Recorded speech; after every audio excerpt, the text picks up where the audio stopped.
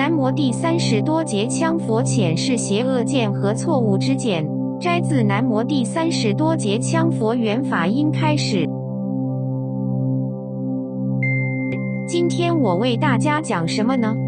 就开始至关重大的成就解脱关键佛法吧。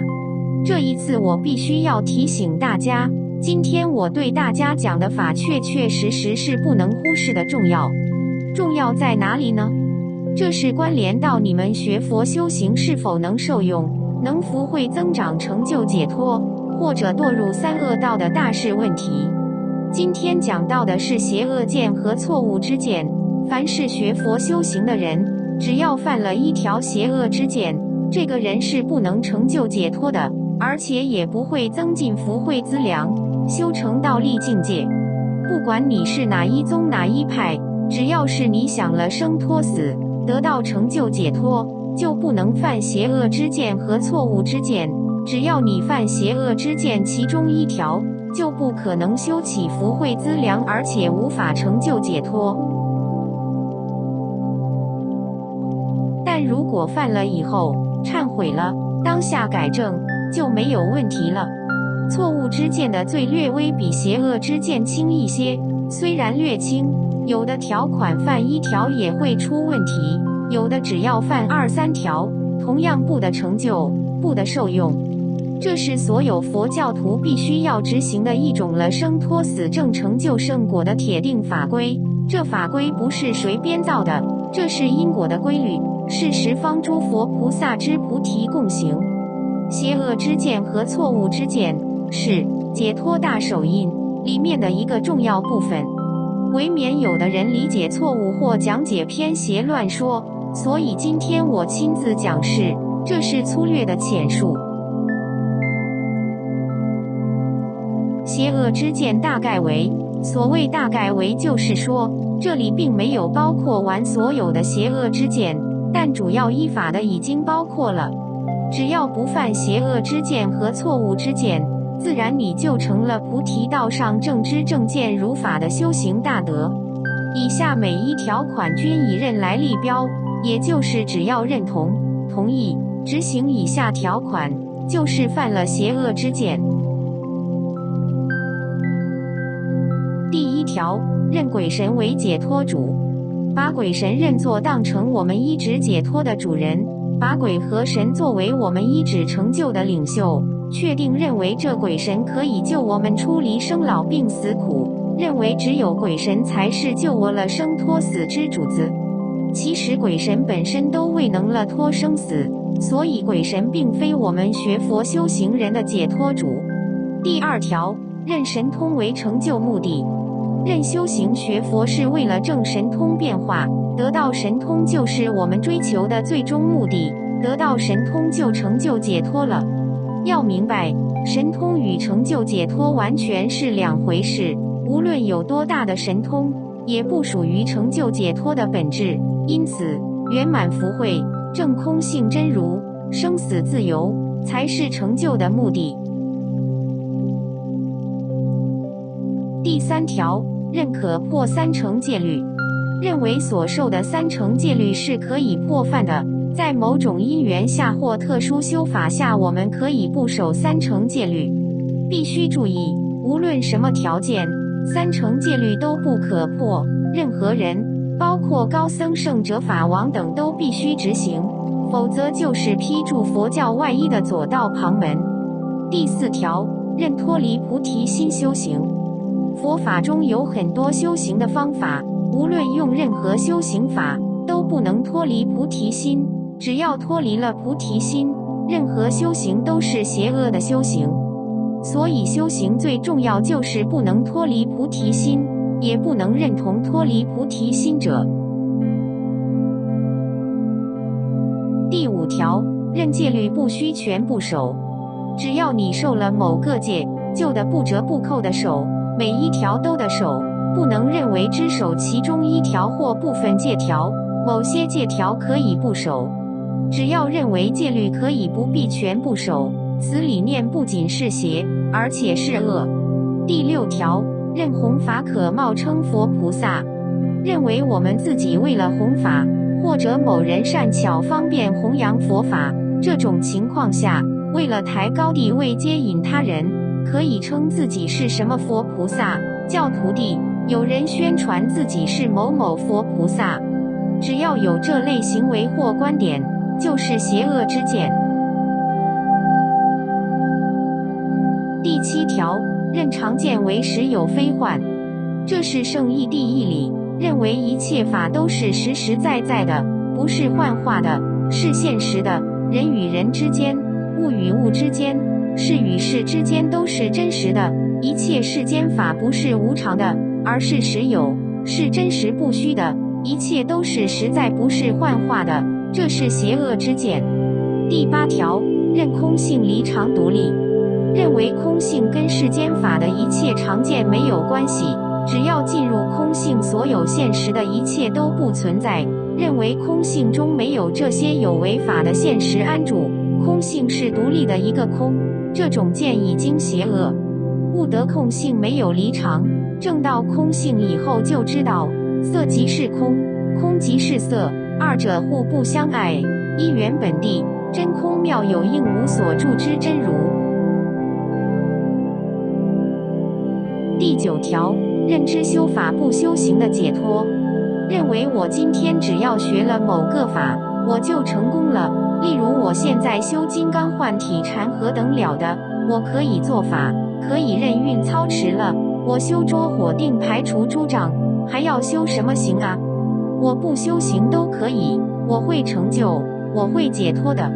这太邪恶了。第10条，认法身是有形相体。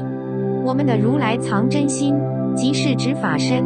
这个法身是法报化3身之一，把法身形容成有形相，有大小，有颜色，或者有什么觉照清净、安乐快感。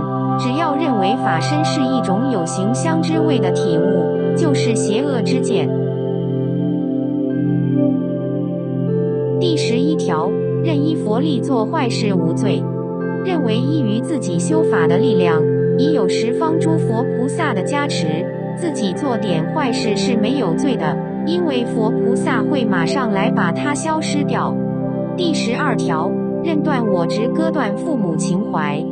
为了断掉我执，连父母亲的关系都不认了，或者自己要出家，父母伤心悲哭，而你照常不理睬父母的感受，还认为这是断掉我执的行为。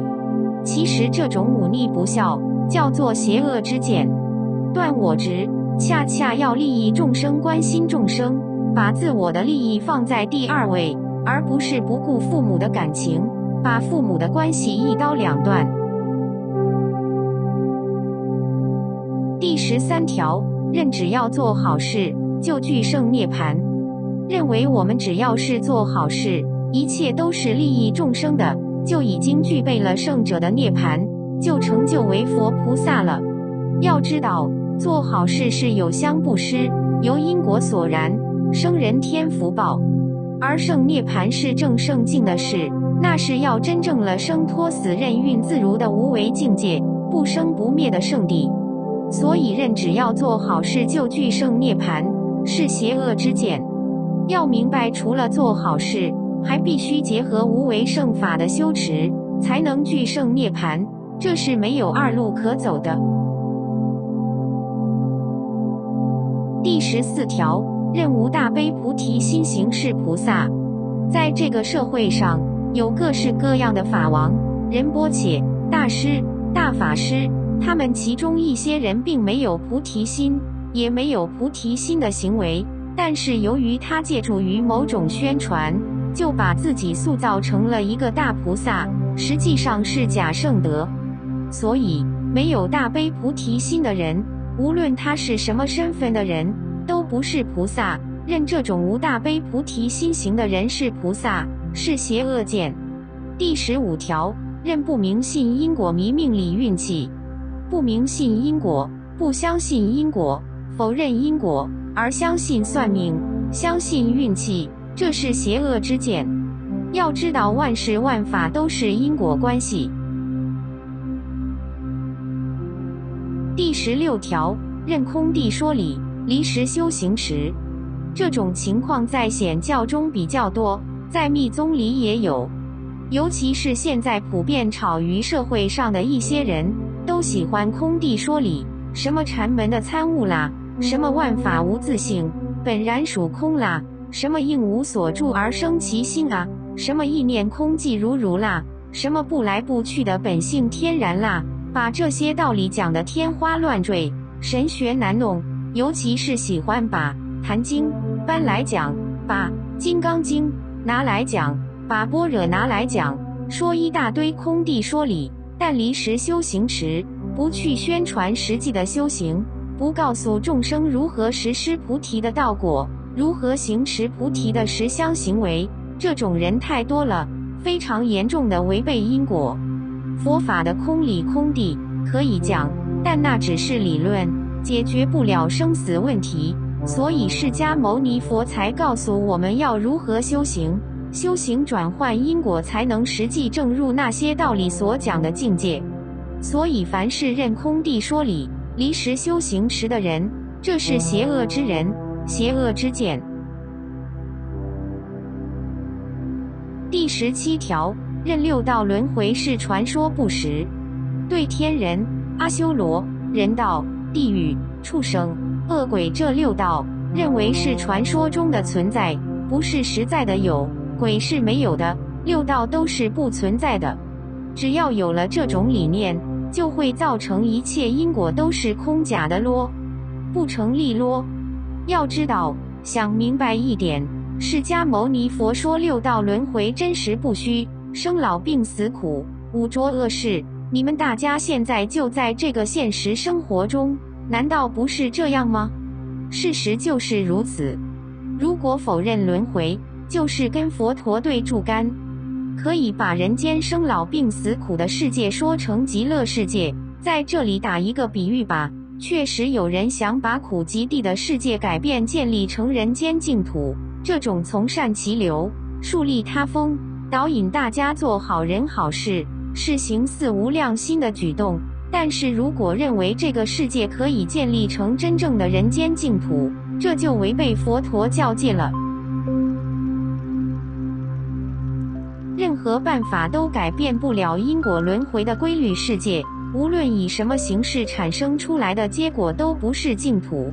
人间就是人间，净土就是净土，完全天地之别，圣凡两界。因为净土是不生不灭，思一的一，思实的实，不存在无常相。而所谓的人间净土中，充满住完整的生老病死苦，思一无一，想的实的不到实，还得要自己劳动赚钱来才有，不是凭意念观想得来的。处在这个世界中，不想生老病死，但又是实实在在的现实存在，必须生老病死痛苦充盈住，无论用尽任何办法所取得的结果，最终还是轮回世界的无常相果，改不了生灭无常。无论任何聪慧的凡夫都脱离不了五浊痛苦，因为这就是无常六道轮回的必然规律，所以六道轮回是存在的。第18条，认大喇嘛大和尚定大圣德。只要遇到是大喇嘛、大和尚，就认定此人是圣僧了，是大圣德。什么叫大喇嘛、大和尚？就是非常有名气的，或者是全世界震惊性的某种高僧，就认为确定他们是大圣德。其实这些人物，他们有可能是圣德，也有可能不是圣德，乃至有的非常著名的佛教法王，实际上是凡胎一个。第19条，认利益大于佛法。在我们个人的利益与佛法相对立的时候，你取佛法还是取利益？如果你将利益看得高于佛法，你是邪恶之见。利益不能高于佛法，佛法是无上珍宝，宁舍生命不舍佛法。第20条，认念超度咒杀生无罪。认为我们念超度咒可以超度众生，杀死的众生，还有其他的任何众生，只要他们死了，我们可以念超度咒超度他们，这样就没问题了。但如果你持念超度咒去故意杀生，是超度不了的，罪孽非常大。所以认为可以念超度咒杀生，无有功德增益，只有黑业上身。